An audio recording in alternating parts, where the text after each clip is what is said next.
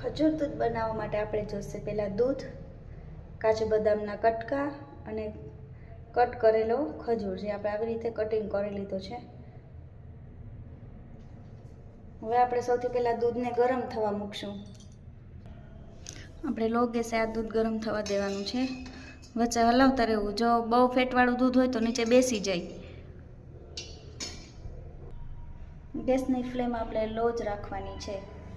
ધીમા ગેસે ધીરે ધીરે ગરમ થવા દેવાનું. હવે આપણું આ દૂધ ગરમ થઈ ગયું છે. જો ગરમ થઈ જાય પછી તમારે આમાં કેસર નાખવું હોય તો નાખી શકો છો, સ્કીપ પણ કરી શકો છો.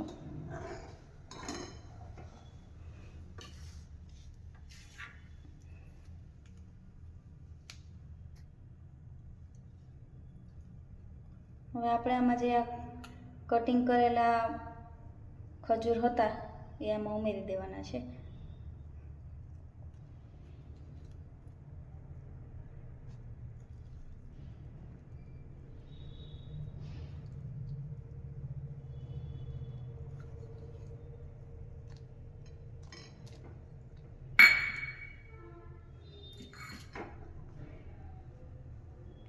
એની સાથે કાજુ બદામના કટકા કરેલા હતા એ પણ ધીરે ધીરે ઉમેરી દેવાના. હવે આ દૂધને આપણે ઉકાળવાનું છે.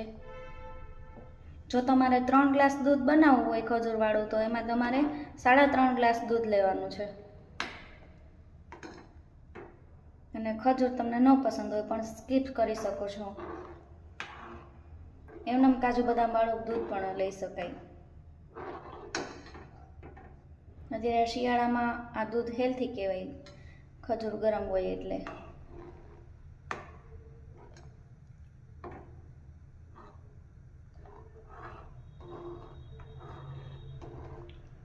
અને સતત હલાવતા રહેવું.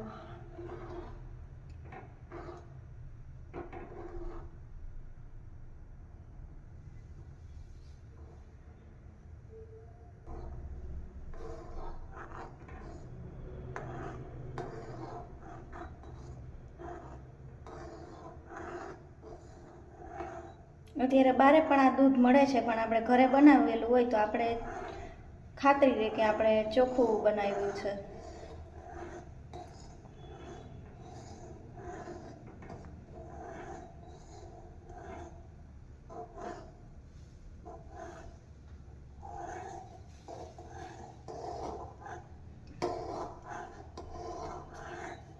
અને 15 થી 20 મિનિટ સતત હલાવતા રહેવાનું છે.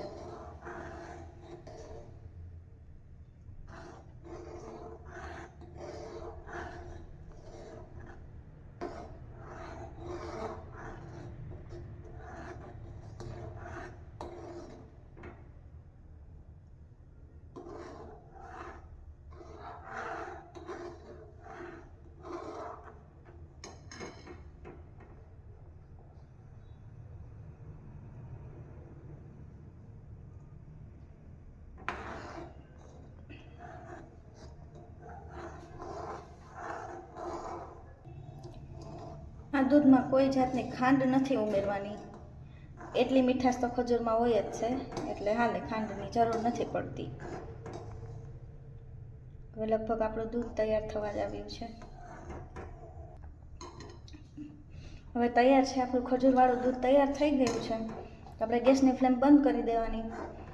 જો આટલું મેં લોહી ભર્યું તેમાંથી એટલું દૂધ ઓછું થઈ ગયું છે. તો હવે આપણે આને સર્વ કરી લેવાનું છે. તો હવે આપણે આ એક ગ્લાસમાં સર્વ કરી લીધું છે ખજૂરનું દૂધ. તો તૈયાર છે આપણું ખજૂરનું દૂધ. આને તમે ગરમા ગરમ પણ પી શકો છો,